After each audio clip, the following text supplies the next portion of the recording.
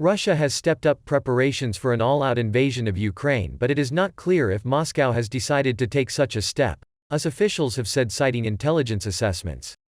Russia has assembled 110,000 troops along the border with its pro-Western neighbor, but US intelligence has not determined if President Vladimir Putin has actually decided to invade, according to the officials who in recent days briefed members of Congress and European allies.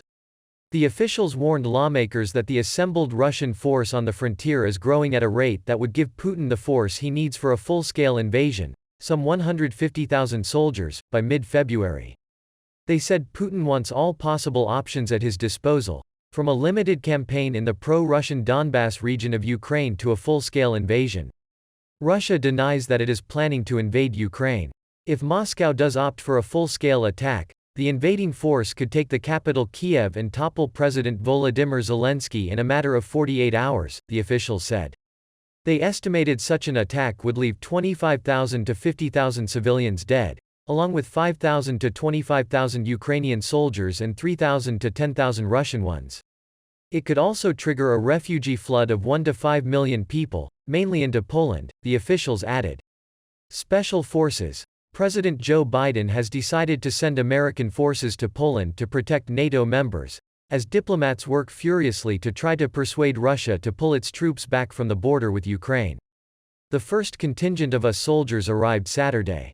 Russia has also announced what it calls joint military maneuvers with Belarus, where it has sent several battalions to the north of Kiev and in the Brest region, not far from the border with Poland.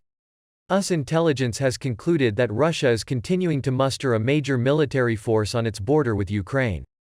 2 weeks ago, a total of 60 Russian army battalions were positioned to the north, east and south of Ukraine, particularly in the Crimean Peninsula, which Russia annexed after an invasion in 2014. But on Friday, there were 80 battalions and 14 more were en route from elsewhere in Russia, US officials said. They added that some 1,500 Russian Special Forces soldiers known as Spetsnaz arrived along the Ukraine border a week ago. Naval forces assembling. A major Russian naval force is also positioned in the Black Sea, equipped with 5 amphibious vessels that could be used to land troops on Ukraine's southern coast, the US officials said.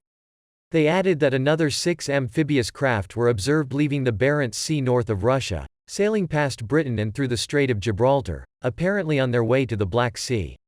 In other deployments, Russia has positioned fighter planes near Ukraine, as well as bombers, missile batteries and anti-aircraft batteries, US officials said.